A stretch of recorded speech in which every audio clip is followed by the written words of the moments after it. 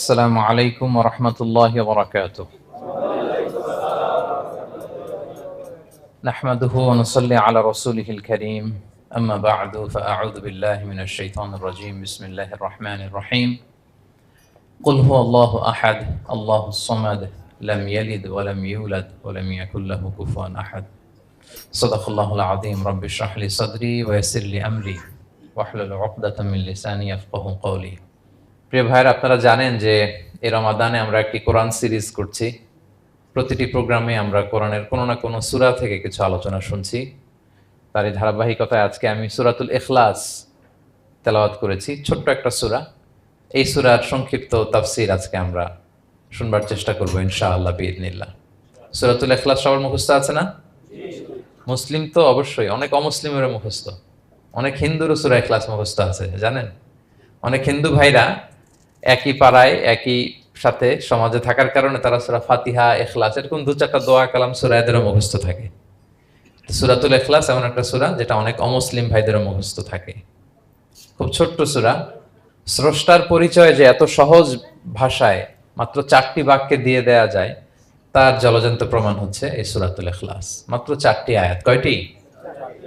4টি আয়াত দিয়ে আল্লাহ তাআলা স্রষ্টার পরিচয় খুবই চমৎকার ভাবে প্রিসাইজলি তিনি তুলে ধরেছেন। কোরআনের অনেক জায়গায় আল্লাহ তাআলা নিজের পরিচয় দিয়েছেন। যেমন সূরা বাকারার 255 নম্বর আয়াতে, মানে আয়াতুল কুরসির মধ্যে আল্লাহ তাআলা নিজের পরিচয় তুলে ধরেছেন। একটি আয়াত, 9টি বাক্য বিশিষ্ট একটি আয়াত, সেখানে আল্লাহ তাআলার পরিচয় খুব চমৎকার ভাবে পাওয়া যায়। আয়াতুল কুরসি, এটা আপনাদের মুখস্থ আছে না? আয়াতুল কুরসি ফরজ সালাতের পরে এটা পড়বেন। আল্লাহর হাবিব সাল্লাল্লাহু আলাইহি ওয়াসাল্লাম ফরজ সালাতের পরে এটা পড়তেন। তিনি বলতেন, মান কারা আয়াতুল কুরসি দুবুরা কুল্লি সালাতিন মাকতুবাতিন লাম ইয়ামনাহু মিন দুখুলিল জান্নাতি ইল্লাল মাউত। ফরজ সালাতের পরে যে আয়াতুল কুরসি তেলাওয়াত করবে তার জান্নাতে যাওয়ার ক্ষেত্রে আর কোনো বাধা থাকে না, মৃত্যু ছাড়া। মৃত্যুটাই বাধা, মরলেই জান্নাতি।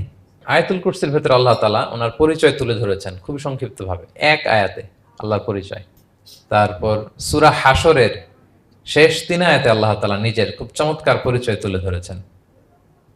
তারপরে এই সূরা ইখলাসের মধ্যে আল্লাহ তাআলা আরো সংক্ষিপ্ত পরিসরে, ভেরি প্রিসাইজলি, মাত্র ছোট্ট ছোট্ট 4টা আয়াতে নিজের পরিচয় তুলে ধরেছেন।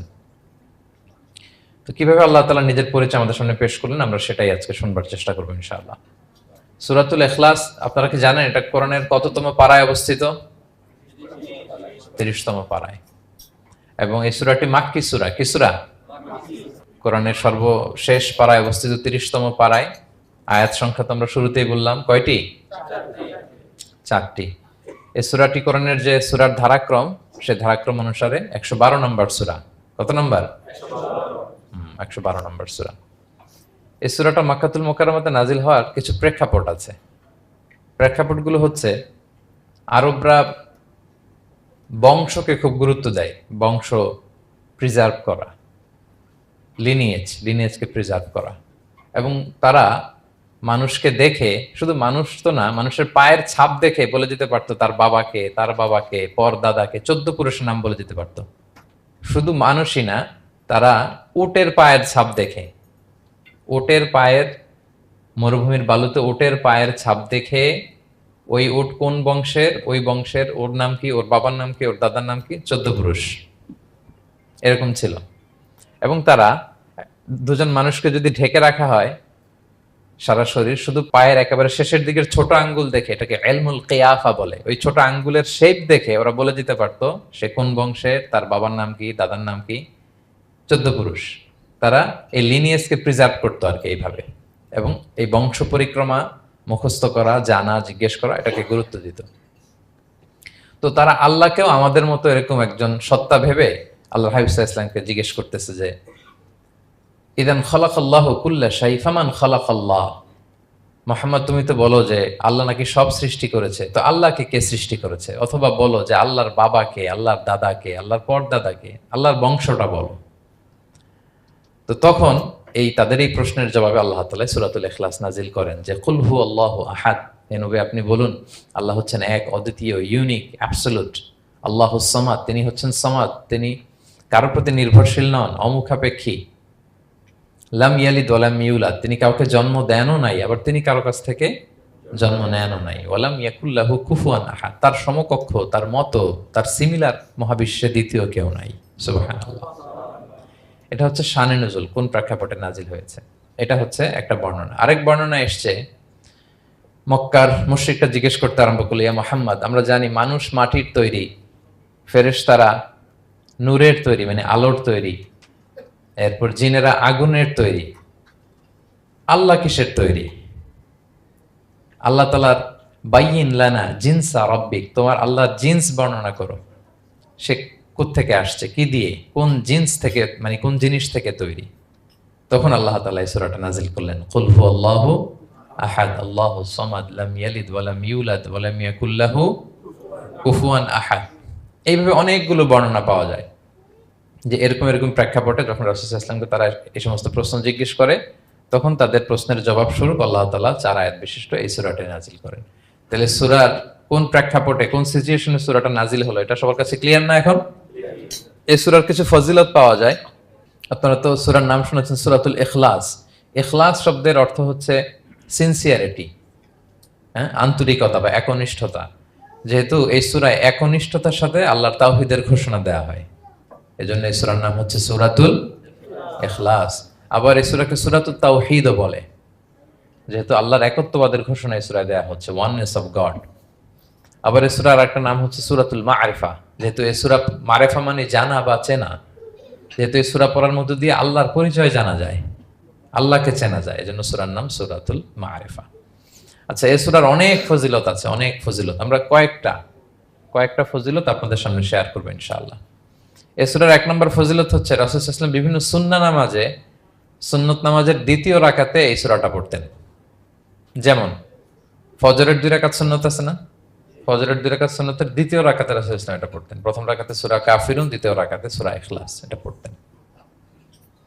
মাগরিবের নামাজের যে সুন্নাত, সেই সুন্নাতেরও দ্বিতীয় রাকাতে আল্লাহর হাবিব সাল্লাল্লাহু আলাইহি ওয়াসাল্লাম এই সূরাটা পড়তেন।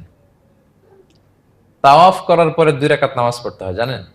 ওই 2 রাকাত নামাজে রাসূল সাল্লাল্লাহু আলাইহি ওয়াসাল্লাম প্রথম রাকাতে সূরাতুল কাফিরুন, দ্বিতীয় রাকাতে সূরাতুল ইখলাস পড়তেন। বিতিরের সালাতের শেষ রাকাতে আল্লাহর হাবিব সাল্লাল্লাহু আলাইহি ওয়াসাল্লাম সূরাতুল ইখলাস পড়তেন। এই মর্মে অনেকগুলো হাসান হাদিস আছে। তাহলে কখন কখন সূরাতুল ইখলাস পড়তেন রাসূল সাল্লাল্লাহু আলাইহি ওয়াসাল্লাম, কোন নামাজে? ক্লিয়ার না? ফজরের 2 রাকাত সুন্নত নামাজের শেষের রাকাতে, মাগরিবের 2 রাকাত সুন্নত নামাজের শেষের রাকাতে, তাওয়াফের পরে যে 2 রাকাত পড়তে হয় শেষের রাকাতে, বিতিরের সালাতের শেষ রাকাতে। এই সূরাটাকে আল্লাহর হাবিব সাল্লাল্লাহু আলাইহি ওয়াসাল্লাম সুলুসুল কোরআন বলেছেন, 1/3 অফ দ্য কিতাব। কোরআনের 3 ভাগের 1 ভাগ। সূরাতুল ইখলাস তা'দিলু সুলুসাল কোরআন। সূরা ইখলাস হচ্ছে কোরআনের 3 ভাগের 1 ভাগ। তার মানে আপনি যদি একবার সূরা ইখলাস পড়েন, কয় পারা তেলাওয়াতের সওয়াব? 2 বার পড়লে, 3 বার পড়লে, 3 বার পড়লে 1 খতম কোরআনের সওয়াব। আলহামদুলিল্লাহ। কেউ কেউ বলেন যেহেতু আল্লাহর একত্ববাদের কথাবার্তা কোরআনে 1/3 মানে 1/3 জুড়ে আছে, সেহেতু সূরাতুল ইখলাস সুলুসুল কোরআন মানে হচ্ছে যে কোরআনের 3 ভাগের 1 ভাগে আল্লাহ যা নিয়ে কথা বলেছে সূরাতুল ইখলাসের ভিতরেই সেটা সংক্ষেপে চলে আসছে। এজন্য এটাকে বলা হয় 1/3 অফ দ্য বুক, কোরআনের 3 ভাগের 1 ভাগ। এটার আরেকটা, এই হাদিসটা মুতাওয়াতির হাদিস। সূরাতুল ইখলাস তা'দিলু সুলুসাল কোরআন, এটা এমন সংখ্যক, বেশি বেশি সংখ্যক সাহাবী প্রতিটি জেনারেশনে বর্ণনা করেছে, সাহাবী, তাবি। এই হাদিসের ব্যাপারে কোনো ডাউট তৈরি হয় না, কোনো সাসপিশন তৈরি হয় না, খুবই ভ্যালিড এই হাদিসটা, যেটা কোরআনের 3 ভাগের 1 ভাগ। আচ্ছা, আল্লাহর হাবিব সাল্লাল্লাহু আলাইহি ওয়াসাল্লাম আরেকটা হাদিসে এসেছে, এক সাহাবীকে কোবা পল্লীতে ইমাম করে পাঠিয়েছেন। মদিনা মসজিদে নববীর পাশে একটা মসজিদ আছে, মসজিদে কোবা, সেই মসজিদের ইমাম করে এক সাহাবীকে পাঠিয়েছেন। ওই সাহাবীর একটা অভ্যেস ছিল, উনি প্রত্যেক রাকাতে সূরা ফাতিহার পরই আগে সূরা ইখলাস পড়তেন। ধরেন প্রথম রাকাতে সূরা ফাতিহার পরে ইখলাস, এরপর একটা সূরা পড়তেন। দ্বিতীয় রাকাতে সূরা ফাতিহার পরে আবার সূরা ইখলাস, এরপর একটা সূরা পড়তেন। ধরেন যে জুমার নামাজ 2 রাকাত, উনি ফাতিহার পরে প্রথমে কোন সূরাটা পড়ে নিতেন, এরপরে অন্য যে কোনো একটা সূরা। দ্বিতীয় রাকাতে সূরা ফাতিহার পরে কোন সূরাটা প্রথমে পড়ে নিতেন? ইখলাসের। এইটাই ওনার স্বভাব। প্রত্যেক নামাজে যদি কোনো ইমাম সাহেব শুধু সূরা ইখলাস পড়ে, একটু খারাপ লাগবে না আমাদের? ওনার মুসল্লিদেরও তাই লেগেছে। ওনারা জিজ্ঞেস করলেন, তুমি এটা কেন করো? এরকম না করে স্বাভাবিকভাবে পড়ো। তো উনি বললেন, না, আমি এইভাবেই পড়বো। আমি যেভাবে পড়তেছি এইভাবেই পড়বো, পড়লে পড়ো, না হলে তোমাদের হিসাব তোমাদের। তো তারা যে রাসূল সাল্লাল্লাহু আলাইহি ওয়াসাল্লামের কাছে বিচার দিল যে রাসূলুল্লাহ দেখেন, একজন ইমাম আপনি আমাদের জন্য নির্ধারণ করেছেন, উনি প্রত্যেক রাকাতে সূরা ইখলাস পড়ে, ইন এভরি সিঙ্গেল রাকা সূরা ইখলাস পড়ে। তো রাসূল সাল্লাল্লাহু আলাইহি ওয়াসাল্লাম তাকে ডাকলেন, ডেকে বললেন ঘটনা কি, তুমি নাকি এরকম করো, প্রত্যেক রাকাতে ফাতিহার পরে আগে ইখলাস দিয়ে শুরু করো, কেন কেন করো? সে বলতেছে, ইয়া রাসূলুল্লাহ, হ্যাঁ আমি আসলে এমনটা করি, কারণ আমি এই সূরাটাকে বড্ড ভালোবাসি। কারণ ফিহি সিফাতুর রহমান, এই সূরার ভেতরে আল্লাহর পরিচয় মেলে, আল্লাহর পরিচয় পাওয়া যায়, যেন সূরাটাকে আমি বড্ড ভালোবাসি। রাসূল সাল্লাল্লাহু আলাইহি ওয়াসাল্লাম বললেন, ঠিক আছে, তোমার অভ্যাসের পরিবর্তন করার দরকার নাই, হুব্বুকা ইয়াহা ইউদখিলুকাল জান্নাহ, এই সূরার প্রতি তোমার এই ভালোবাসাই তোমাকে জান্নাতে প্রবেশ করাবে। আরেক বর্ণনায় এসেছে, তুমি যেমনি আল্লাহর পরিচয় থাকার কারণে সূরাটাকে ভালোবাসো, আল্লাহ জানিয়েছেন যেন তোমাকে জানাই আল্লাহও তোমাকে ভালোবাসে। ফিহি সিফাতুর রহমান, এই সূরার ভেতরে রহমানের পরিচয় পাওয়া যায়, আল্লাহ সুবহানাহু ওয়া তাআলার পরিচয় পাওয়া যায়। তো এই জন্য উনি প্রত্যেক রাকাতে সূরা ইখলাস পড়তেন। আরেকটা হাসান পর্যায়ের হাদিসে পাওয়া যায়, নবম হিজরিতে আল্লাহর হাবিব সাল্লাল্লাহু আলাইহি ওয়াসাল্লাম তাবুক যুদ্ধে অংশগ্রহণ করেছিলেন। আপনারা তাবুক যুদ্ধের নাম শুনেছেন? হ্যাঁ, নিশ্চয়ই শুনেছেন, যারা ইসলামের ইতিহাস, রাসূল সাল্লাল্লাহু আলাইহি ওয়াসাল্লামের বায়োগ্রাফি নিয়ে পড়াশোনা করেছেন। তাবুক হচ্ছে অনেক দূরে মদিনা থেকে, খুব কষ্টের সফর ছিল। তখন খেজুর পেকে সবার ঘরে খেজুর, পাকা খেজুর উঠাতে হবে, আবার প্রচন্ড গরম, আবার সফরের দূরত্ব অনেক বেশি। এই সফরে মূলত কোনো যুদ্ধ সংগঠিত হয়, তাবুক যুদ্ধে কোনো যুদ্ধ হয় নাই। কয়েক সপ্তাহ লাগছে যেতে, কয়েক সপ্তাহ ফিরতে, এতটুকুই। জাস্ট কে পাক্কা ইমানদার আর কারা মুনাফেক, হিপোক্রিট, এটাকে ক্লিয়ার করার জন্য আল্লাহ তাআলা এই যুদ্ধের আহ্বান জানিয়েছেন যে যাও, অ্যাটাক করো, তাবুকে যাও। বিশাল বাহিনী, প্রায় বিশাল একটা বাহিনী যে তাবুকে চলে গেল। রাসূল সাল্লাল্লাহু আলাইহি ওয়াসাল্লাম যখন তাবুক যুদ্ধে ছিলেন, এই অভিযানে ছিলেন, তখন মদিনায় এক সাহাবী ইন্তেকাল করেন, নাম হচ্ছে মুআবিয়া ইবনে মুআবিয়া আল মুজহানি। তো উনি ইন্তেকাল যখন করলেন, রাসূল সাল্লাল্লাহু আলাইহি ওয়াসাল্লাম তো এত দূর থেকে এটা জানতেন না। জিবরাইল আলাইহিস সালাম এসে বললেন, ইয়া রাসূলুল্লাহ, মদিনাতে আপনার সাহাবী মুআবিয়া ইন্তেকাল করেছে। মুআবিয়া ইবনে আবি সুফিয়ান একজন সাহাবী আছে, উনি নয়, মুআবিয়া ইবনে মুআবিয়া আল মুজহানি। তখন বললেন, ইয়া রাসূলুল্লাহ, আপনি এই ৩০,০০০ সাহাবী নিয়ে এখানেই মরুভূমির মধ্যেই তার গায়েবানা জানাজা পড়েন, আমরাও আছি আপনার সাথে, আমরাও শরীক হব। রাসূল সাল্লাল্লাহু আলাইহি ওয়াসাল্লাম এত দূরে তাবুক থেকেই মুআবিয়া ইবনে মুআবিয়া আল মুজহানি রাদিয়াল্লাহু তাআলা আনহুর গায়েবানা জানাজায় শরীক হলেন। এই গায়েবানা জানাজায় সাহাবাদের সাথে ফেরেশতারাও শরীক হয়েছিলেন, দুই কাতারে, পেছনে দুই কাতার, প্রতি কাতারে ৭০,০০০ ফেরেশতা। জানাজা শেষে, দোয়া শেষে আল্লাহর হাবিব সাল্লাল্লাহু আলাইহি ওয়াসাল্লাম বললেন যে, জিবরিল, ঘটনা কি? মুআবিয়ার এত স্ট্যাটাস, এত মর্যাদা, কি কারণে তুমি দুই কাতারে ৭০,০০০ হলে ১,৪০,০০০ বিশাল ফেরেশতাদের বহন নিয়ে তুমি জানাজায় জয়েন করলে, কারণ কি? কি তার মর্তবা? তো জিবরাইল আলাইহিস সালাম বললেন, ইয়া রাসূলুল্লাহ, আপনার সাহাবী মুআবিয়ার বৈশিষ্ট্য ছিল তিনি কাইমান আও কাঈদান, দাঁড়িয়ে অথবা বসে, মাশিয়ান আও রাকিবান, আরোহণ অবস্থায় অথবা চলন্ত অবস্থায়, উঠতে বসতে চলতে ফিরতে সবসময় সে পড়তে থাকতো কুল হুয়াল্লাহু আহাদ আল্লাহুস সামাদ লাম ইয়ালিদ ওয়া লাম ইউলাদ ওয়া লাম ইয়াকুল লাহু কুফুয়ান আহাদ। এই সূরাটা ছিল তার ডেইলি ওজিফা, সবসময় উঠতে বসতে চলতে ফিরতে কোন সূরা পড়তো? সূরা ইখলাস পড়তো। এজন্য আল্লাহ তাআলার আদেশে আমরা ১,৪০,০০০ ফেরেশতা নিয়ে তার জানাজায় শরীক হয়েছি। সুবহানাল্লাহি বিহামদি। তাহলে বুঝতে পারতেছেন এই সূরার মর্তবা কতটা পছন্দনীয় সূরা আল্লাহর কাছে। যদিও ছোট আয়াত, কয়টা? কিন্তু আল্লাহর কাছে এটার ফজিলত অনেক বেশি। প্রিয় ভাইরা, শুধু এখানেই শেষ নয়, আল্লাহর হাবিব সাল্লাল্লাহু আলাইহি ওয়াসাল্লাম সকালে, সন্ধ্যায়, ফজরের পরে, মাগরিবের পরে এবং বিছানায় ঘুমোতে যাওয়ার আগে তিনি সূরাতুল ইখলাস, সূরা ফালাক, সূরা নাস পড়ে হাতের মধ্যে ফু দিতেন, দুই হাত একসাথে মিলিয়ে এরকম ফু দিয়ে মাথা থেকে বডিতে যতটুকু সম্ভব তিনি মাসে করতেন। ৩টা সূরাই শুরু হয়েছে কুল দিয়ে, এজন্য ৩ সূরাকে একসাথে বলে কুল আস-সালাসা, মানে ৩ কুল। এই ৩ কুল তিনি ফজরের পর, মাগরিবের পর আর বিছানায় ঘুমোতে যাওয়ার আগে পরে হাতে ফু দিয়ে সারা গায়ে মেসেজ করতেন। আপনারা করেন? হ্যাঁ, এই অভ্যাসটা, ওজিফাটা আছে তো আপনাদের, না? করবেন এটা। এটা special protection, you will get a special protection from আল্লাহ সুবহানাহু ওয়া তাআলা। অনেকে দেখবেন ব্ল্যাক ম্যাজিক করে, ব্ল্যাক ম্যাজিক কিন্তু সত্য, ম্যাজিক করে, সেহের করে আপনাকে দুর্বল করে ফেলবে। স্বয়ং আল্লাহর হাবিব সাল্লাল্লাহু আলাইহি ওয়াসাল্লামকে সেহের করা হয়েছিল। উনি কয়েক মাস স্ত্রীদের সাথে ফিজিক্যাল ইন্টিমেসিতে যেতে পারতেন না, এত দুর্বল হয়ে গেছিলেন। লাবিদ ইবনুল আসাম নামে এক ইহুদি মিত্র, সে জাদু করেছিল রাসূল সাল্লাল্লাহু আলাইহি ওয়াসাল্লামকে। ওনার মাথার চুল চিরুনির ভেতর 11টা গিট দিয়ে সেই ব্ল্যাক ম্যাজিক করেছে। নবী সাল্লাল্লাহু আলাইহি ওয়াসাল্লাম কয়েক মাস অসুস্থ ছিলেন। পরে সূরা ফালাক নাস যখন নাজিল হয় তখন আল্লাহ তাআলা রাসূল সাল্লাল্লাহু আলাইহি ওয়াসাল্লামকে সুস্থ করে দিলেন। সাহাবীদেরকে নিয়ে এক কুয়ার নিচ থেকে, চিরুনির থেকে এই গিটগুলো খুলে খুলে রাসূল সাল্লাল্লাহু আলাইহি ওয়াসাল্লাম 11টা আয়াত তেলাওয়াত করলেন। রাসূল সাল্লাল্লাহু আলাইহি ওয়াসাল্লামকে সুস্থ করে দিল কে? আল্লাহ সুবহানাহু ওয়া তাআলা শিফা নসিব করলেন। তার মানে ব্ল্যাক ম্যাজিক সত্য, সেহের করে মানুষ। আপনার সফলতা, আপনার সাকসেস, এটা সবার ভাল লাগবে না, মনে রাখবেন। সবাই এটা পছন্দ করে না। আল আইনু হক, নজর কিন্তু সত্য। নজর সত্য, নজরের প্রভাব আছে, চোখের প্রভাব আছে। এজন্য কারো ভালো কিছু দেখলে মাশা আল্লাহ বলবেন, আল্লাহর দিকে ফিরিয়ে দিবেন ওটার কল্যাণ। কি বলবেন? একটা সুন্দর ফুটফুটে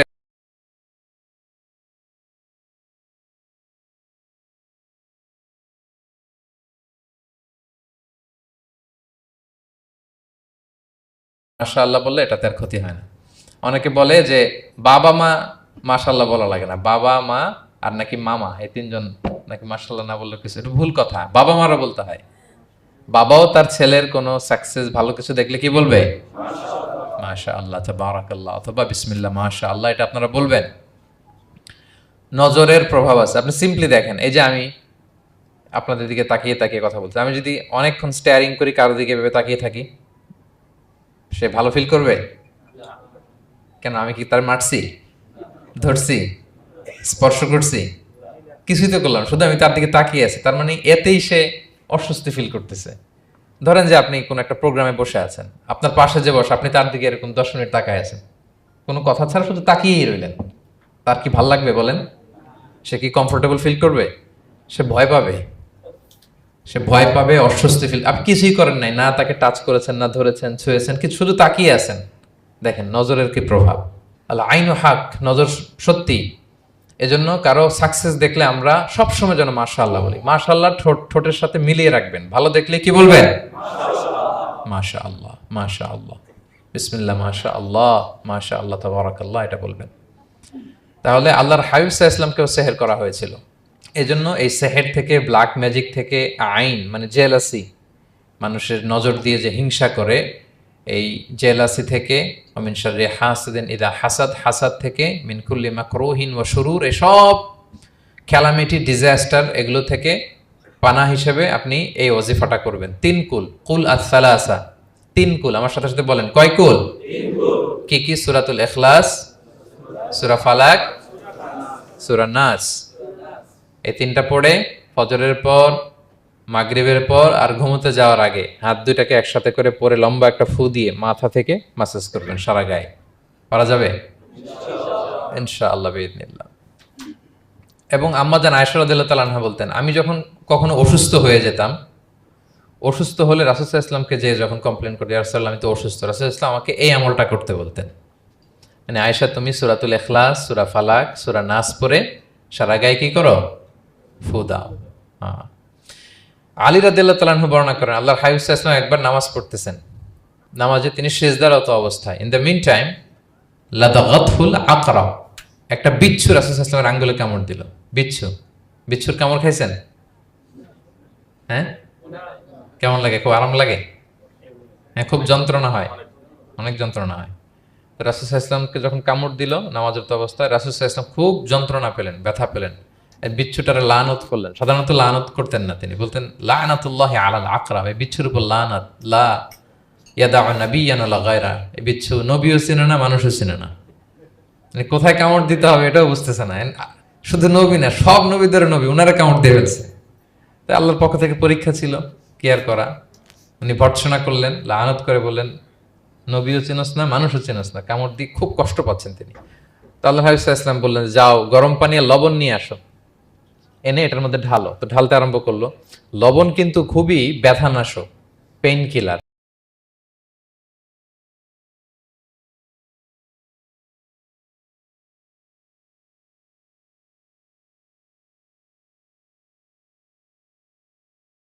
আহাদ আল্লাহুস সামাদ লাম ইয়ালিদ ওয়া লাম ইউলাদ ওয়া লাম ইয়াকুল লাহু কুফুয়ান আহাদ বলে ফু দিচ্ছেন আর ঢালতেছে। ঢালাও শেষ, আঙ্গুলের ব্যথাও শেষ। তাহলে রাসূল সাল্লাল্লাহু আলাইহি ইসলামের একটা চিকিৎসা পদ্ধতি আপনারা জানলেন, তিব্বে নাবাবী, যে সাপ বিচ্ছু কিছু দংশন করলে ওখানে কুসুম ওয়ার্ম ওয়াটার, লবণ দিয়ে ওয়ার্ম ওয়াটার করে সেখানে ঢালতে হবে। আর কোন সূরা পড়তে হবে? কুল হুয়াল্লাহু আহাদ আল্লাহুস সামাদ লাম ইয়ালিদ ওয়া লাম ইউলাদ ওয়া লাম ইয়াকুল লাহু কুফুয়ান আহাদ, এটা পড়তে হবে। তাহলে এই সূরার ফজিলত কি জানতে পেরেছেন আপনারা? ক্লিয়ার তো না? আমি রিপিট করি কি কি ফজিলত বললাম। রাসূল সাল্লাল্লাহু আলাইহি ওয়াসাল্লাম ফজরের নামাজের সুন্নাতে, মাগরিবের সুন্নাতে, তাওয়াফের পরের সুন্নাতে, ভিতরের শেষ রাকাতে সূরাতুল ইখলাস পড়তেন। রাসূল সাল্লাল্লাহু আলাইহি ওয়াসাল্লাম সূরাটাকে সুলুসুল কোরআন, 1/3 অফ দ্য কিতাব বলেছেন। কোরআনের কয় ভাগের এক ভাগ? 3 ভাগ। এবং এক সাহাবীর ঘটনা তো শুনলাম, সে সব নামাজে সূরা ইখলাস পড়তো। মুসল্লিরা কমপ্লেন করার পরেও সে পড়লো। রাসূল সাল্লাল্লাহু আলাইহি ওয়াসাল্লাম বললেন, কেন পড়ো? বলে যে ফিহি সিফাতুর রহমান, এই সূরায় আল্লাহর পরিচয় আছে, এই সূরাটা পড়তে ভালো লাগে। তো রাসূল সাল্লাল্লাহু আলাইহি ওয়াসাল্লাম বললেন, এই সূরার প্রতি তোমার ভালো লাগেই তোমাকে জান্নাতে নিয়ে যাবে। আরেক বর্ণনায় যে তুমি যেমনি আল্লাহর কারণে এই সূরাকে ভালোবাসো, আল্লাহও জানিয়েছেন তিনি তোমায় ভালোবাসেন। এরপর মুআবিয়া ইবনে মুআবিয়া আল মুজানির হাদিস শুনলাম, তিনি উঠতে বসতে চলতে ফিরতে সবসময় কোন সূরা পড়তেন? সূরাতুল ইখলাস। ফলে আকাশ থেকে 1,40,000 ফেরেশতা এসে দুই কাতারে 70,000 করে ওনার গায়েবানা জানাজায় অংশগ্রহণ করেছেন। এবার বলেন, এটাকে আপনারা কি ওয়াজিফা বানাবেন? হ্যাঁ, বানাবেন ডেইলি ওয়াজিফা? মেক ইট ইউর ডেইলি ওয়াজিফা। রিসাইট সূরাতুল ইখলাস every day, specially in the morning and evening. তাহলে সূরার ইন্ট্রোডাক্টরি ডিসকাশন শেষ, নাজিলের প্রেক্ষাপট শেষ, ফজিলত শেষ। এবার আমরা সূরায় ঢুকে যাই। কি বলেন? আউযু বিল্লাহি মিনাশ শাইতানির রাজিম, বিসমিল্লাহির রহমানির রহিম। বিতাড়িত শয়তান থেকে আল্লাহর কাছে পানাহ চাই, পরম করুণাময় অসীম দয়ালু আল্লাহর নামে শুরু করছি। আল্লাহ বলছেন, কুল হুয়াল্লাহু আহাদ। হে নবী আপনি বলুন, ওই যে বারবার প্রশ্ন করে, বাইয়িন লানা জিনসা রাব্বিক, তোমার আল্লাহ কি দিয়ে তৈরি? আল্লাহ কি স্বর্ণের তৈরি, না রূপার তৈরি, না কাঠের তৈরি? এভাবেই লিটারালি বলতেছে, আহুয়া মিন যাহাব আও ফিদ্দা আও মিন খাশাব। মুহাম্মদ তোমার আল্লাহ কি স্বর্ণের, না রূপার, না কাঠের? আল্লাহ বলেন, নবী আপনি এটা বলেন। কুল, নবী আপনি বলুন, হুয়াল্লাহু আহাদ, আল্লাহ হচ্ছে এক। তোমরা যেরকম আল্লাহকে ভাবো, আল্লাহ আসলে ওই রকম নয়। আল্লাহর সত্তাটা আমাদের মতো নয়, সৃষ্টিগত সত্তার মতো নয়। আমরা এটাতে প্রায় ভুল করে ফেলি। অনেকে এমন এমন প্রশ্ন করি আল্লাহর সাথে, মনে হয় যেন আল্লাহ আমার একেবারে, আমরা নিজে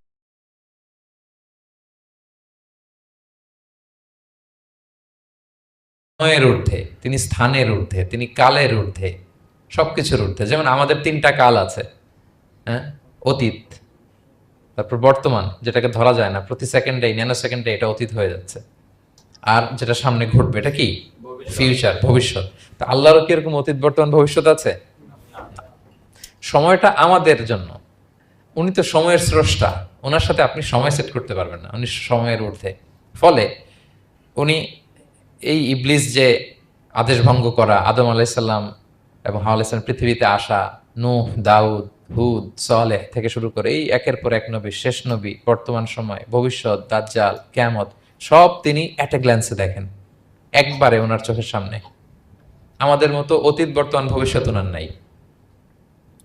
আমরা যেমনি ভাব প্রকাশের জন্য ভাষা লাগে, এই যে আমি বাংলায় কথা বলতেছি আপনারা বুঝতেছেন, হ্যাঁ, মালাইরা যারা মালাইতে কথা বলে, ইংলিশরা ইংরেজিতে কথা, চাইনিজে কথা বলে, ভাষা, উনি ভাষার স্রষ্টা, ফলে ওনার ভাষাও লাগে না। কিন্তু উনি বোঝানোর জন্য একটা ভাষা ইউজ করে আমাদের জন্য সহজ করে দিয়েছেন। একটা ভাষায় না বললে তো আমরা বুঝবো না, ফলে উনি আরবি ভাষায় কোরআনটাকে নাজিল করেছেন যাতে আমরা বুঝি। কিন্তু উনি ভাষার মুখাপেক্ষী না, ওনাকে সময়, কাল, ভাষা কোনো কিছু দিয়ে বাধা যায় না, উনি সবকিছুর ঊর্ধ্বে, সবকিছুর ঊর্ধ্বে। এবং আল্লাহ কোথায় আছেন? আমরা বলি যে আরশের উপরে আছেন। সেখানে ওই এরিয়াটা হচ্ছে লা জামান লা মাকান, ওখানে সময়, তারপর কাল, এগুলো ওখানে যায় না। আল্লাহর সাথে প্রশ্নগুলো একেবারেই অবান্তর।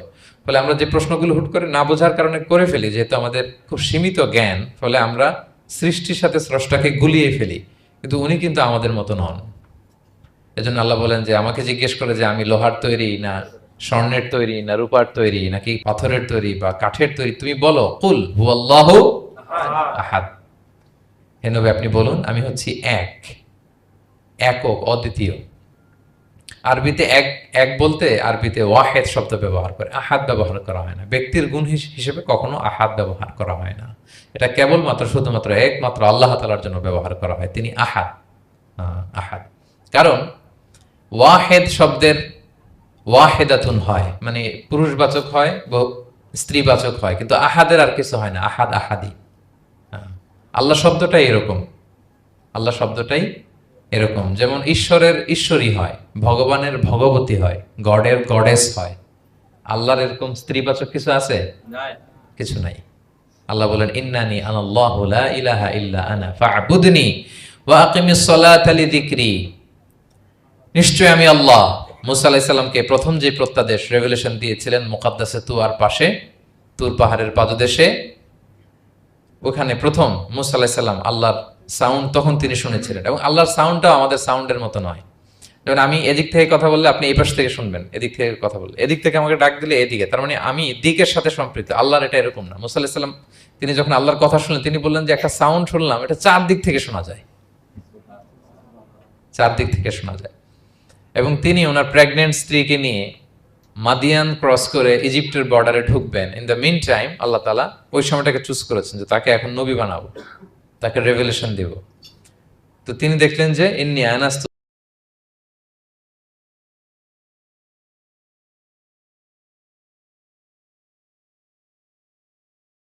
ওই যে আগুন দেখা যায়, মনে হয় কেউ আগুন পোহাচ্ছে, আমি একটু আগুন নিয়ে আসি মশাল দিয়ে, তোমাদের আরাম লাগবে, একটু ওয়ার্ম আপ হবে।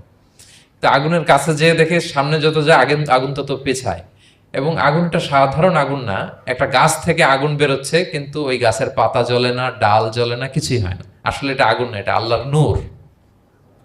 আল্লাহর নূর সেখানে ফোকাস দেওয়া হয়েছে। এবং আল্লাহর নূরও আমাদের নূরের মতো না। নূর মানে লাইট, নূর মানে কি? লাইট। সো এই যে আমরা যে লাইট দেখি, এই লাইটের মতো না। কারণ আল্লাহর এই নূরের কাবার দেয়া হচ্ছে আবার নূরের পর্দা দিয়ে। পর্দা দেয়া হয় সাধারণত আলোকে আটকানোর জন্য, কিন্তু আল্লাহর যে পর্দা, হিজাবের কথা বলা হয়েছে, ওই পর্দাটাও আলোর পর্দা। আমাদের সাথে মিলালে হবে? আমরা ঘরে পর্দা টাঙাই কি থামাতে বলেন তো? আলো থামাতে। আর আল্লাহর যে হিজাব পর্দাগুলো কিসের? আলো, নূরের। সো কশ্চিন কালেও আপনি সৃষ্টির সাথে স্রষ্টাকে মিলাবেন না।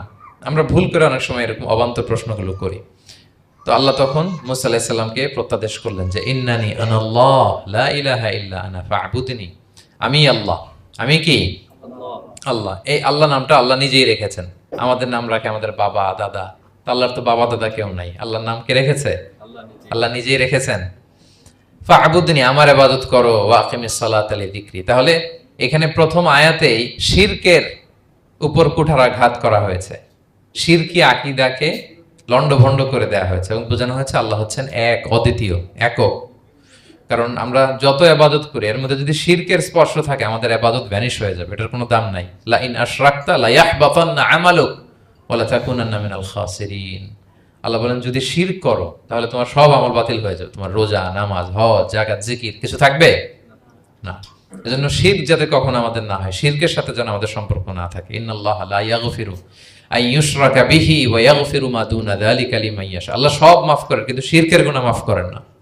কি মাফ করে না? শিরকের গুনাহ। হ্যাঁ, এজন্য শিরকের সাথে আমাদের কোনো সম্পর্ক নাই। দেখেন, আমরা যখন নামাজে দাঁড়াই, আমরা তাকবীরে তাহরিমা বাঁধার পরে কি পড়ি? ওয়াজ্জাহতু ওয়াজহিয়া লিল্লাযী ফাতারাস সামাওয়াতি ওয়াল আরদা হানিফা ওয়া মা আনা মিনাল মুশরিকিন। দেখেন, নামাজে দাঁড়ালে আগে ক্লিয়ার করে নিতে হয় যে আল্লাহ ওয়া মা আনা মিনাল।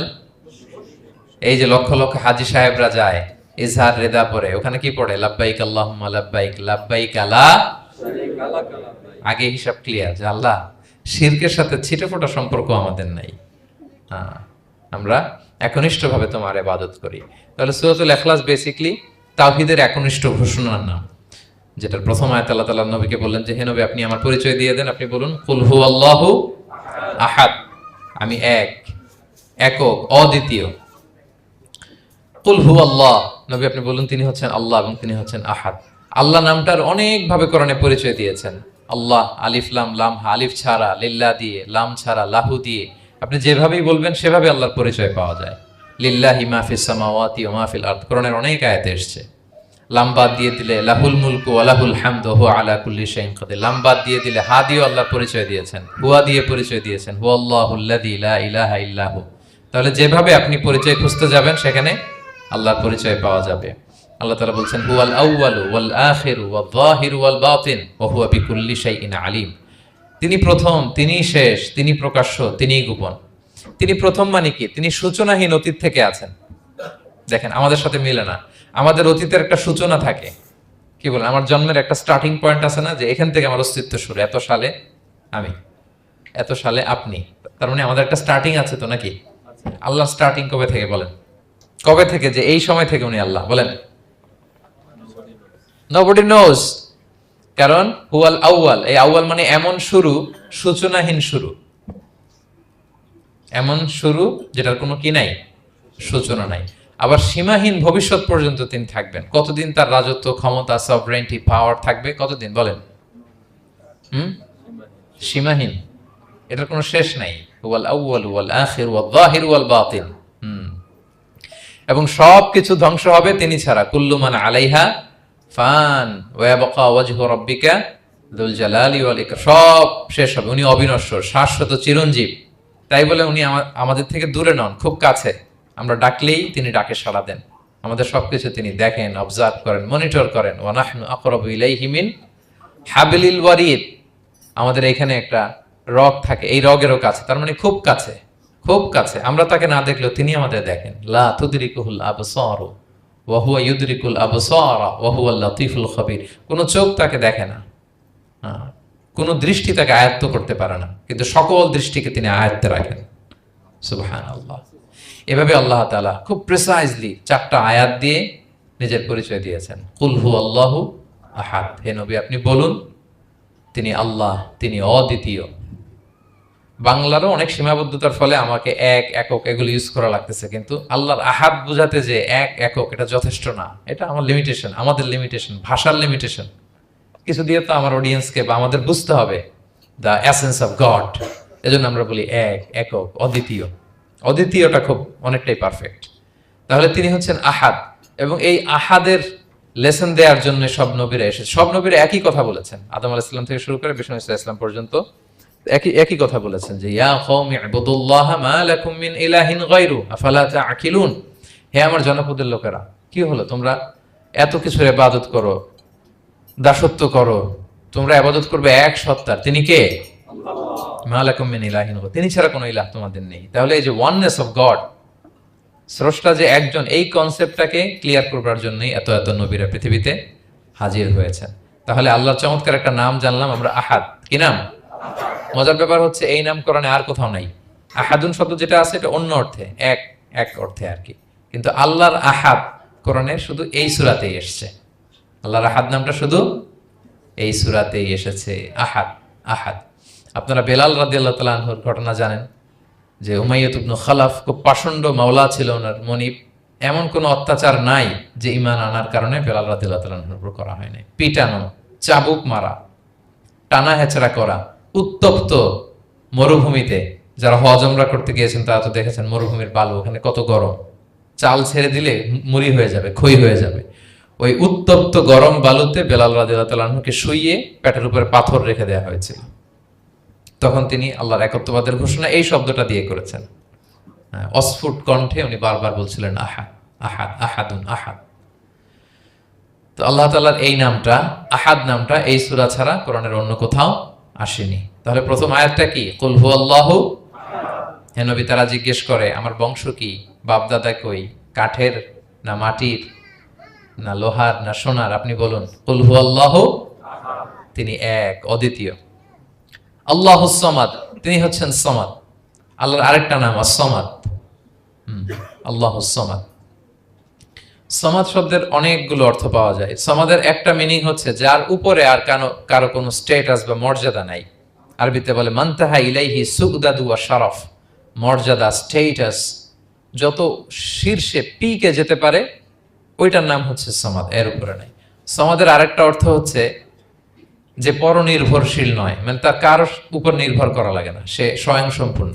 আচ্ছা পৃথিবীতে এমন কারো নাম বলেন তো যে কোনো দিন কোনো কিছুতে কোনো কাজে অন্যের মুখাপেক্ষী হওয়া লাগে নাই, সে একা একা আত্মনির্ভরশীল, স্বয়ং সম্পূর্ণ, এরকম একজনের নাম বলেন? আছে? কেউ নাই। কোনো না কোনো ভাবে আপনি পাওয়ারফুল কারো কথা বলবেন, এত আরো নির্ভরশীল। এরা রাস্তা দেখায় না দিলে চলতেও পারে না, কোন দিকে যাইতে হবে এটা বলার জন্য 10 জন থাকে। এর ওয়াশরুমে নিয়ে যেতে হয় 10 জনের, এর এই সাপোর্ট, ওই সাপোর্ট, এই প্রোটোকল, অনেক কিছু, এর লোক লাগে আরো বেশি।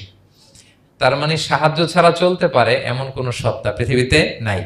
একটা সত্তা যার কারো কোনো সাহায্য লাগে না, যার কারোর প্রতি কোনো নির্ভরতা নাই, কারো কাছে ঠেকা নাই, গোটা বিশ্ব তার কাছে ঠেকা। তিনি কে? তার নাম সামাদ। তার নাম কি? আল্লাহুস সামাদ। অমুখাপেক্ষী, অ্যাবসলিউটলি ইন্ডিপেন্ডেন্ট। কখনো কোনো কাজে তার কারো কাছে যেতে হয় না, কারো উপর ভরসা করতে হয় না, কারো প্রতি তার কোনো ঠেকা নাই। সব গোটা দুনিয়া তার কাছে ঠেকা, তার কাছে ফরিয়াদ করে, তার দিকে ঝুঁকে পড়ে আসতে বাধ্য। ওই সত্তার নাম হচ্ছে সামাদ। সামাদ ক্লিয়ার সবার কাছে? আল্লাহ তাআলা বলছেন, ইয়া আইয়ুহান নাসু আনতুমুল ফুকারাউ ইলাল্লাহ ওয়াল্লাহু হুয়াল গনিয়ুল হামিদ। ওহে মানুষেরা, তোমরা হচ্ছে ফকির। ফকির বিমানা মুফতাকির ইলাল্লাহ, মানে মুখাপেক্ষী। কার দিকে? ফুকারা ইলাল্লাহ ওয়াল্লাহু হুয়াল গনিয়ুল হামিদ। কিন্তু আল্লাহ কারো প্রতি মুখাপেক্ষী নন। গানি, তিনি প্রাচুর্যশীল, হামিদ, সপ্রশংসিত। সবাই তার কাছে ফরিয়াদ করে, তিনি কারো কাছে ফরিয়াদ, সবাই তার কাছে চায়, তিনি কারো কাছে চাওয়া লাগে না, সবাই তার কাছে মুখাপেক্ষী, তিনি কারো প্রতি মুখাপেক্ষী। তার নাম সমাদ। তার নাম কি? তাহলে সমাদ ক্লিয়ার? হ্যাঁ। লাম ইয়ালিদ ওয়ালাম ইউলাদ। লাম ইয়ালিদ, তিনি কাউকে জন্ম দেননি। ওয়ালাম ইউলাদ, তিনি নিজেও জন্ম নেন নাই। সুবহানাল্লাহ। দেখেন কত সহজে পরিচয়। তিনি কাউরে জন্ম দেনও নাই, জন্ম নেনও নাই। সুবহানাল্লাহ। আমাদের ধর্ম যে কত সুন্দর, এক আল্লাহর দিকে আমাদেরকে রেফার করা হয়েছে। অন্যান্য ধর্মের দিকে দেখেন কি আজীব কথা। খ্রিস্ট ধর্মে বলে আদম আলাইহিস সালাম পাপ করছে, ওই পাপের কারণে আমরা সবাই নাকি পাপী, জন্মাইলেই নাকি পাপী। ইসলাম বলে আমরা জন্মগ্রহণ করি মাসুম অবস্থায়, নিষ্পাপ। কিন্তু খ্রিস্টানরা কি বলে? আমরা পাপ নিয়ে জন্মাই, ফলে খোদার ছেলের দুনিয়াতে আসা লাগছে, এসে সবার পাপ নিজের কাঁধে নিয়ে শুলে চড়ছে, এরপরে খোদার সাথে যে বসে আছে। এটা হচ্ছে খ্রিস্ট ধর্মের কথা। অন্যান্য অনেক ধর্মে দেখেন ল্যাংটা বাবার কাছে যে মাথা নোয়াতে হয়। এরকম অনেক ধর্ম দেখছেন যে লোকটার চুলে জট বাঁধা, দাড়িতে জট বাঁধা, একেবারে উলঙ্গ, তার কাছে যে সবাই এরকম হাত পাতে। দেখছেন? দেখেন না আপনারা? নাকি শুধু আমি একাই দেখলাম? দেখছেন সবাই? আছে, কিন্তু আমি ধর্মের নাম বলতেছি না, কোনো ধর্মকে ছোট করা যাবে না, কিন্তু এরকম আছে। তো দেখেন কি সমস্ত অদ্ভুত নিয়ম কানুন। আগুন নিয়ে ওইখানে দৌড়াইতে হয়, এই করতে হয়। কিন্তু আমাদের এক সত্তার কাছে আমরা চাই, কোনো ভায়া লাগে না, মিডিয়েটর লাগে না, মধ্যস্থতাকারী লাগে না। আল্লাহ বলে ডাকার সাথে সাথে তিনি ডাকে সাড়া দেন। লাম ইয়ালিদ ওয়া লাম ইয়াকুল লাহু, জন্ম দেনও নাই, জন্ম নেনও নাই। মুশরিকরা বলতো আল মালাইকাতু বানাতুল্লাহ, তারা বলতো ফেরেশতারা নাকি আল্লাহর মেয়ে। নাউযুবিল্লাহ। ওয়া ক্বালাতিল ইয়াহুদু উযাইরুন ইবনুল্লাহ, ইহুদিরা বলতো উযাইর আলাইহিস সালাম আল্লাহর ছেলে। ওয়া ক্বালাতিন নাসারা আল মাসীহ ইবনুল্লাহ, আর খ্রিস্টানরা বলে ঈসা মাসীহ, ঈসা আলাইহিস সালাম উনি নাকি আল্লাহর ছেলে। নাউযুবিল্লাহ। আল্লাহ সবগুলো ভ্রান্ত ধারণার কবর রচনা করেছেন এই আয়াত দিয়ে। লাম ইয়ালিদ ওয়া লাম না না, এগুলো ভুল। ক্লিয়ার কাট শুনে রাখো, কান খাড়া করে জেনে রাখো। লাম ইয়ালিদ ওয়া লাম ইউলাদ, তিনি কাউকে জন্ম দেনও নাই, তিনি কারো কাছ থেকে জন্ম নেনও নাই। ইমাম আবু বকর আল বাকিল্লানি একজন বড়, অনেক বড় একজন দার্শনিক ছিলেন এবং তর্কবাগীশ ছিলেন, ইরাকের। নাম শুনেছেন কেউ? আবু বকর আল বাকিল্লানি। তো উনি কারো সাথে তর্ক লাগলে উনি খ্রিস্ট ধর্মের কত লোককে যে শাহাদা পড়াইছেন ওনার এই যৌক্তিক আলোচনা দিয়ে, তর্ক দিয়ে। সুবহানাল্লাহ। এক খ্রিস্টান পাদ্রী ওনারে প্রশ্ন করলো, তোমরা মুসলমানরা খুব রেসিস্ট। উনি বললেন কেন? বলছে তোমরা খ্রিস্টান মেয়ে বিয়ে করতে পারো, ইহুদি মেয়ে বিয়ে করতে পারো, মুসলিম কিন্তু ইহুদি মেয়ে, খ্রিস্টান মেয়ে শর্ত সাপেক্ষে, কিছু শর্ত আছে, ওই আলোচনা যাচ্ছেন, শর্ত সাপেক্ষে বিয়ে করতে পারে আহলি কিতাব হলে। কিন্তু কোন খ্রিস্টানরা মুসলিম মেয়ে আমাদের মেয়েদেরকে বিয়ে করতে পারবে না, কোন ইহুদি আমাদের মেয়েকে বিয়ে করতে পারবে না। তো বলে তোমরা খুব রেসিস্ট, তোমরা আমাদের মেয়ে না, ওকে তোমাদের মেয়ে আমাদেরকে দাও না। তো তিনি বলেন তোমরা তো ইহুদি, তোমাদের নবী হচ্ছে মুসা আলাইহিস সালাম, ওনাকে তো আমরা মানি, ওনার কথা তো কোরআনে আছে, এজন্য তোমাদের মেয়েকে বিয়ে করতে পারি। আর খ্রিস্টানদের নবী হচ্ছে ঈসা আলাইহিস সালাম, ওনাকেও মানি, ওনার মায়ের নামে বিশাল সূরাই আছে, সূরা মারিয়াম, আর ওনার ব্যাপারে হাজার শত শত আয়াত। তো এই জন্য তোমার খ্রিস্টানদের মেয়ে বিয়ে করতে পারি। তোমরা তো আমাদের নবী মুহাম্মদ সাল্লাল্লাহু আলাইহি ওয়াসাল্লামকে মানো না। মুহাম্মদ সাল্লাল্লাহু আলাইহি ওয়াসাল্লাম যে শেষ নবী, এটা তোমরা মানার সাথে সাথে মুসলমান হয়ে যাবে, এরপর আমাদের মেয়েকেও তোমরা বিয়ে করতে পারবে। এভাবে উনি এমন ভাবে উত্তর দিতেন ফাবুহিতাল্লাযী কাফার, কোন একেবারে লাজবাব হয়ে যেত। তো ওনার নাম যখন ছড়ালো, ইরাকের মুসলিম বাদশাহ ওনাকে কনস্টান্টিনোপলে পাঠাবেন, যেখানে রোমান এম্পায়ার। তো রোমান এম্পায়ার এরাও খুব প্রস্তুতি নিয়ে আছে যে আবু বকর আল বাকিলানিকে ডিল করা অনেক কঠিন, সে আসতেছে, তার সাথে কিভাবে কি করা যায়। তো আপনারা জানেন যে খ্রিস্ট সমাজের নিয়ম হচ্ছে রাজার দরবারে ঢুকতে গেলে কুর্নিশ করে ঢোকা লাগে। কি করে? মাথা নত করে, এরকম নিচের দিকে করে রূপুর মতো করে এরপরে ঢোকা লাগে। তো এখন তারা প্ল্যান করতেছে যে আবু বকর বাকিলানি তো জীবনে আমার কুর্নিশ করবে না, এটা তো আমার জন্য অপমান হয়ে যাবে, কি করা যায় কি করা যায়। তো রাজার এক বড় উজির সে প্ল্যান করলো, একটা কাজ করেন, রাজ দরবারে তাকে যখন ঢোকানো হবে তার জন্য একটা স্পেশাল গেট বানানো হবে। দরজাটা ফুল হবে না, হাফ হবে, অর্ধেক। তো অর্ধেক দরজা দিয়ে যখন সে ঢুকবে, সে তো বাধ্য মাথা নিচু করে ঢুকতে হবে, তাহলে রুকু হয়ে গেল, কুর্নিশ আপনাদের দেওয়া হয়ে গেল। বলে এই তো চমৎকার বুদ্ধি, ঠিক আছে একটা ছোট্ট দরজা বানাও। তো বানাইছে। উনি যখন কনস্টান্টিনোপলে পৌঁছলেন, অনেকে নিয়ে আসালো রাজদরবার, বলতেছে এটা দিয়ে ঢুকতে হবে আমাদের, সবার ঢুকেন। তো সবাই এরকম মাথা নিচু নিচু করে ঢুকছে। উনি দেখেই বুঝছে এটা তো কৌশল করছে আমার সাথে। তো উনি মাথা নিচু করছেন, কিন্তু এমনি না, উল্টা উল্টা হয়ে উনি মাথাটা পিছনে দিয়ে, বুঝতে পারছেন, উনি অ্যাবাউট টার্ন হয়ে ঢুকতে তো হবে, পিঠটারে রাজার দিকে দিয়ে, নিতম্বটাকে রাজার দিকে দিয়ে, তারপরে উনি রুকু দিছে, উল্টা রুকু। তো এক হিসেবে কুর্নিশ মানে, বরং আরো রাজাকে কি হয়েছে, ইনসাল্ট করা হয়েছে। রাজা তো রেগে মেগে আগুন। সবাই, রাজা বলছে জানতাম ও এরকম কিছু একটা করবে। মানে এমন ভাবে উনি বুদ্ধি বের করে ওনাকে, ওনার সাথে আর পারা যায়। কেন ওনার কথা আনলাম এই জন্য, সেখানে যেও উনি পুরো রাজ দরবারকে তাক লাগিয়ে দিলেন এইভাবে। উনি দেখেন যে কনস্টান্টিনোপলের রোমান এম্পায়ারের পাশে পোপ বসা। পোপ চেনেন তো, মানে তৎকালীন খ্রিস্টান সবচেয়ে বড় পাদ্রী। তিনি যে বলতেছে কাইফা হালুক ইয়া কাহানাতুল মা'বাদ ও কাইফাল আহল ও কাইফাল আওলাদ, যে বলতেছে আরে সম্মানিত পোপ, আপনি কেমন আছেন, আপনার বউ কেমন আছে, আপনার সন্তান কেমন আছে। এই কথা শুনে রাজা রেগে মেগে আগুন। এই আবু বকর বাকিলানি, এত বড় সাহস, তুমি জানো না উনি পোপ? পোপদের বিয়ে করা নিষেধ, তারা এত পবিত্র, তাদের স্ত্রী হয় না, তাদের সন্তান হয় না। একজন পবিত্র সত্তার সন্তান থাকে কি করে, স্ত্রী থাকে কি করে, তারা আমাদের পোপ। তা আবু বকর আল বাকিলানি বলে, আপনাদের পোপের যদি স্ত্রী থাকলে ইজ্জত চলে যায়, সন্তান থাকলে সম্মান ক্ষুণ্ণ হয়, তাহলে আপনারা ঈসা আলাইহিস সালামকে আল্লাহর সন্তান কি করে বানান, মেরিকে আল্লাহর স্ত্রী কি করে বানান। সুবহানাল্লাহ বিহামদিহি। আল্লাহর সাথে আপনারা বউ সেট করতে পারেন, আল্লাহর সন্তান সাব্যস্ত করতে পারেন, কিন্তু আপনার পোপকে জিজ্ঞেস করলাম আপনার স্ত্রী কেমন আছে, আপনার বউ কেমন আছে, আপনার রেগে মেগে আগুন। এই কথা শুনে ওই ওদিকে যারা আছে সব শাহাদা পড়ে মুসলমান হয়ে গেছে। এরকম অনেক লোক ওনার বুদ্ধিমত্তা দেখে শাহাদা পড়ে পড়ে মুসলমান হয়ে গিয়েছে। এজন্য আল্লাহ তাআলা এই যে শিরকি আকীদার উপর কুঠারাঘাত করে তিনি বললেন লাম ইয়ালিদ ওয়া লাম ইউলাদ, তিনি জন্ম দেনও নাই, জন্ম নেনও নাই। ওয়া লাম ইয়াকুল্লাহু কুফুয়ান আহাদ, এই কুফু শব্দটা আল্লাহর জন্য যে ব্যবহার হয়েছে কোরআনে আর কোথাও নাই। এক হচ্ছে আহাদ, আর এই কুফু আর কোথাও নাই। আল্লাহ বলেন ওয়ালাম ইয়াকুল্লাহু কুফুয়ান আহাদ, তার সমকক্ষ কেউ নাই। আল্লাহর মতো similar, nothing is similar to him, equivalent to him. আল্লাহর মতো সিমিলার কিচ্ছু নাই। তাহলে আল্লাহ কার মতো? আল্লাহর মতো। আল্লাহ কার মতো? আল্লাহর মতো। অন্য আয়াতে আল্লাহ তাআলা বলছেন লাইসা কামিসলিহি শাই, তার মতো কেউ নাই, তিনি তার মতো। তাহলে আল্লাহ কার মতো? আল্লাহর মতোই। আল্লাহর মতো। ওয়ালাম ইয়াকুল্লাহু কুফুয়ান আহাদ, তার মতো কেউ নাই, তিনি তার মতো। তাহলে এই চার আয়াতে আল্লাহর পরিচয় পাইছেন আপনারা? তিনি এক, অদ্বিতীয়, তিনি অমুখাপেক্ষী, কারো কাছে হাত পাততে হয় না, সব হাত পেতে থাকে তার দরবারে। তিনি জন্ম দেনও নাই, জন্ম নেনও নাই, তার মতো কেউ নাই। তো তাহলে আল্লাহর মতো কেউ নাই। আল্লাহ কার মতো? আল্লাহর মতো। তাহলে সূরাতুল ইখলাস ক্লিয়ার হয়েছে সবার? আল্লাহ নিজের পরিচয় দিলেন, তিনি এক, অদ্বিতীয়, তার কাছে চাইতে হয়। আমরা ফরিয়াদ করব কার কাছে? বিপদে আপদে, যে কোনো বিপদে ক্রাইসিসে পড়লেই কি করবেন? কার কাছে শেয়ার করবেন? নাকি ফেসবুকে শেয়ার করবেন?